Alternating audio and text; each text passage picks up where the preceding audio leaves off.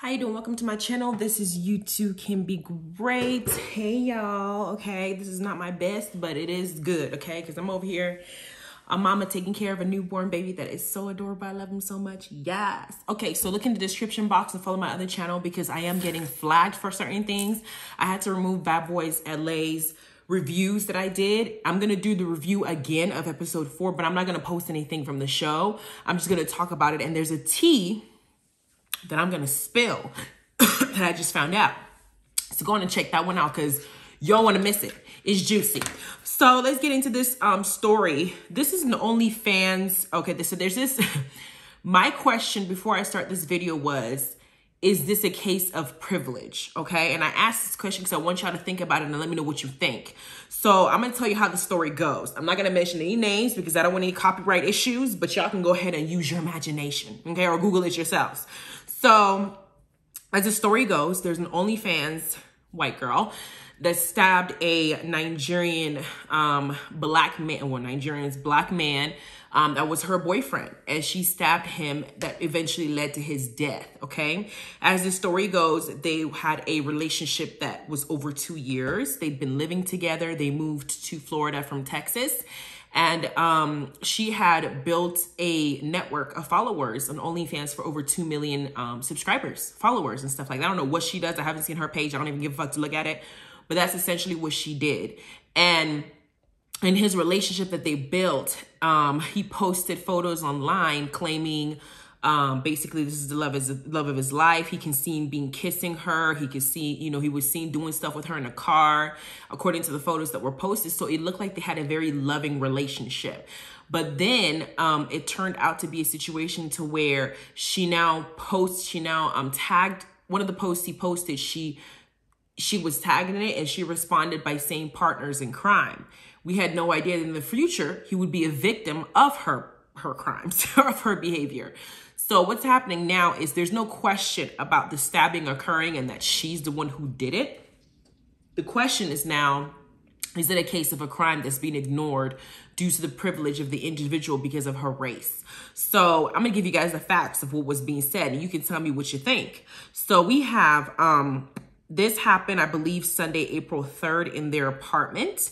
They got into a fight. It was a domestic dispute and it resulted in her stabbing him in the shoulder. Then after she was done, covered in blood, she called 911 to come and have him taken to the hospital. Police came and they were questioning her. And then they arrested her and sent him to the hospital where he was pronounced eventually dead because of his injuries. While her in custody, what happened with her is she now claimed mental health. She now claimed, not mental health. She claimed that she was going to kill herself while she was in custody. Now, there is a law in the state of Florida that states that if somebody who is arrested claims that they're going to kill themselves while being held in custody, they have to now remand you to a mental health facility for approximately 72 hours. Now, thinking that she was, you know, this person who was traumatized, it was a domestic dispute, she got herself into some serious issues, she was having troubles, he was beating her ass, she had to defend herself, and so be it. Now she needs to go into a mental health institution because she threatened to kill herself as she was being held inside the jail facility. So what she did was they sent her to a mental health facility. She was admitted, and then within less than 24 hours, she was released on bail, according to how the story goes. We don't know how long she even spent in the mental health facility or if she even went there or even crossed the door. But that very night, the person who was supposed to have a mental health issue was now seen at a bar enjoying herself, and then also posted another video on her OnlyFans page to make more money for her fans, you know. And she was basically, from what I heard, they said she may have been bragging about it. I don't know. I didn't see the video. I'm not sure, but that was what people are saying. I can't imagine that somebody who just got arrested for a case that's still ongoing is going to be online bragging, but police had not made an official assessment on what the circumstances were because there were no witnesses involved in exactly the stabbing moment. However, her neighbor did say that he himself had witnessed their moment where he hit her and he couldn't tell whether it was an open hand hit or a closed hand hit. And then other people who are familiar with the couple have said that throughout their relationship, they've had countless incidences where police were called because it was a domestic dispute. Whether she called him or he called them or a neighbor or somebody who heard them fighting called them, we don't know. That's not clarified, but that's the case. Now, as we move forward to it, we learn more about what occurred. Witnesses who know the couple have said something like there was physical altercation between them before the stabbing. Their mutual friends admitted that there was domestic violence. It was common in their relationship. And one witness particularly said, "We have seen her hit him. I've never seen him hit her." Now, since no charges have been filed, the family of this individual has now been speaking out, because now they have to now decide whether this was a situation of self-defense or whether it was a situation of murder. You know, like murder for love, or, you know, people have like love crimes. They happen all the time. You know, a case of love and you murder somebody or hurt somebody because you love them. Where a cousin had gone online and made a post saying, "This girl stabbed my cousin to death and got out on bail in less than a day." She at that girl. And then she now posted a GoFundMe link stating that they need about 100K because they need to be able to pay for the funeral, attorney fees, litigation, counseling, and bills. And right now the GoFundMe page is almost to that goal. They almost have a full 100K to do this. Then the brother of the deceased now went on there and said, "It's not enough to say that we're shocked and hurting. We're utterly devastated. His murder leaves many unanswered questions and creates a void that can never be fixed or filled even with time." Then, as we proceed, then we have friends of the couple that said that their relationship was volatile, but he wasn't the aggressor in the relationship. So essentially, we have people who have said that the aggressor was him. Then we have other people who said that she's the aggressor as well, that it's been a mutual beating of each other. Then another person said, "We believe that," insert name here, "wouldn't put her in a position where she would need to stab him to protect herself."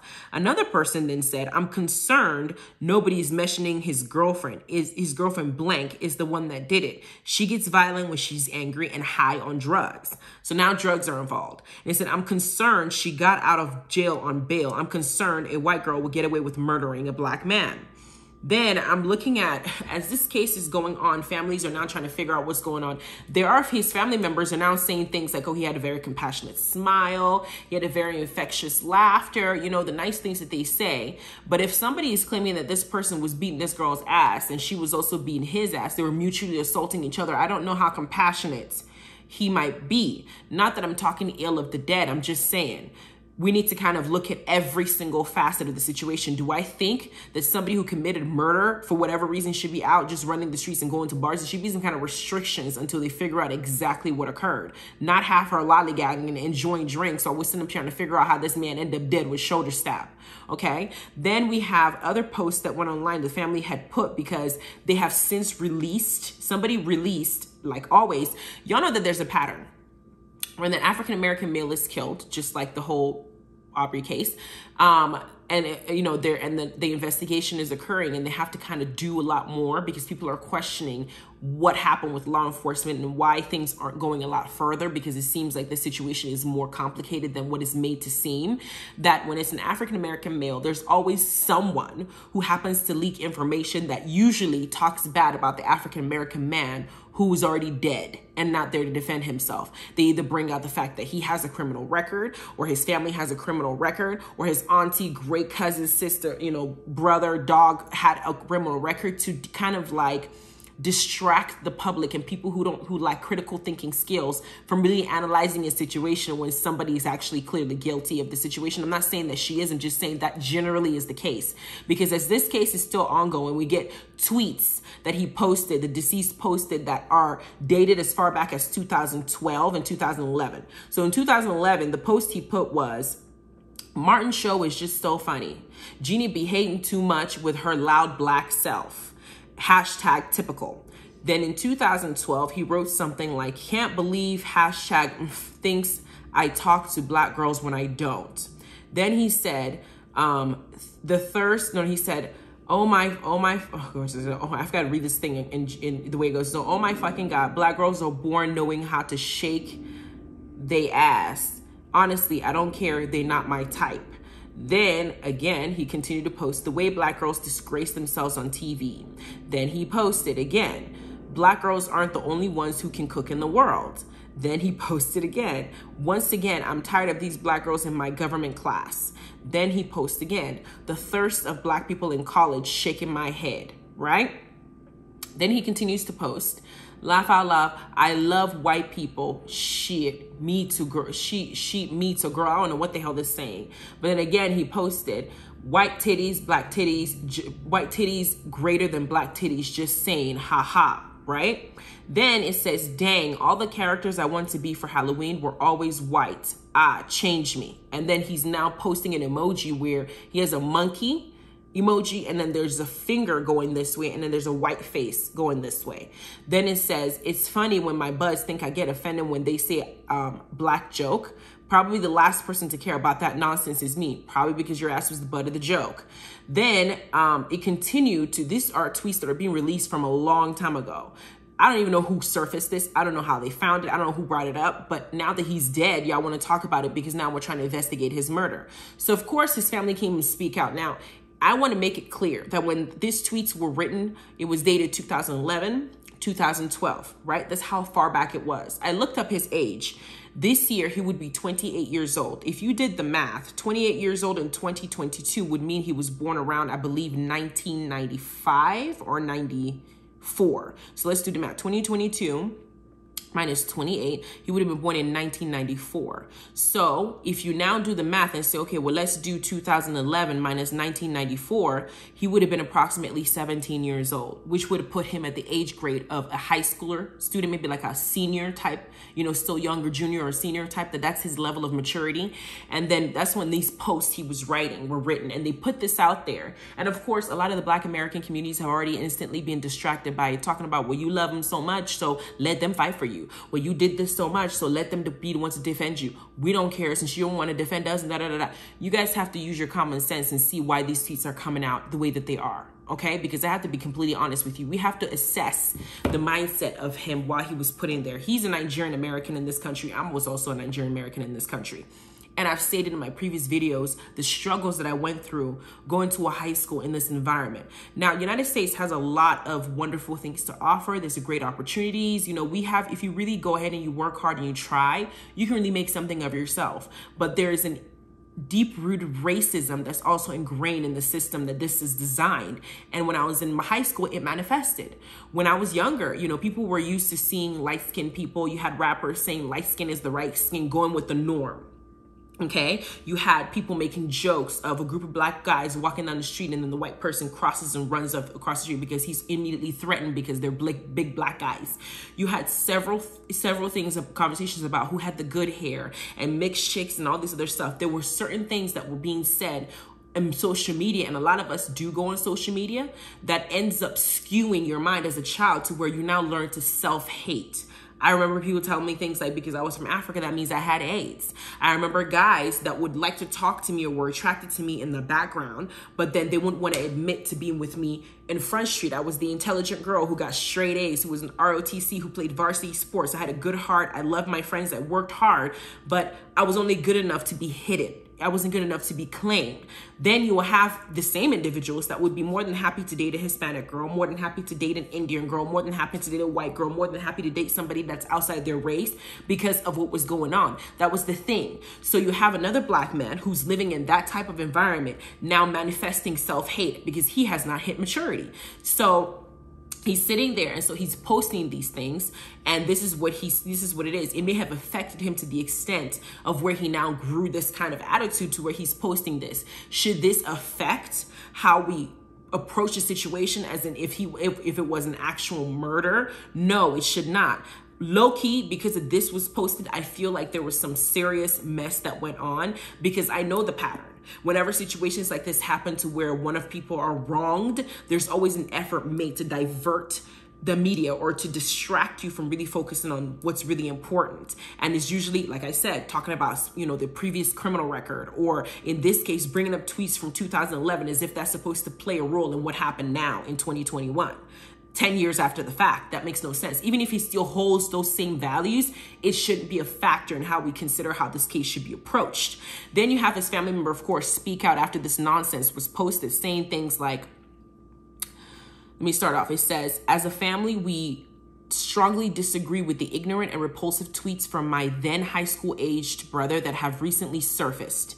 However, the tweets do not diminish our demand for a thorough investigation into his murder or negate the necessity for justice. It's been a week since my brother was brutally and senselessly killed. The person, callous actions have not been met with an ounce of remorse. We've seen videos of her kissing her dogs while covered in what we believe to be my brother's blood, and casually getting drinks at a hotel bar days later while my brother lays in the morgue. The bottom line is inextricably clear. This person is being treated differently because of her privilege as a wealthy white woman. Within 24 hours following brother's death, the detective on the case prematurely concluded this was not a crime of violence, but the information provided is deficient and the lack of transparency strongly suggests foul play is involved. Blank acknowledges that blank did not have a weapon. So the individual who committed the murder acknowledged that the person she murdered did not have a weapon.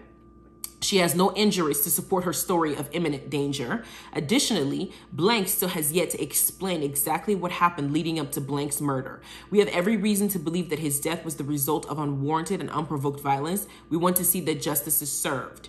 With family, you may not agree with every action or statement made, but it is my duty to zealously fight for my brother. No family should have to go through what we are experiencing. We have a long legal battle ahead of us to ensure justice is served. I need your support. My family needs your support. We cannot do this without community. God bless you all. And his name was put in.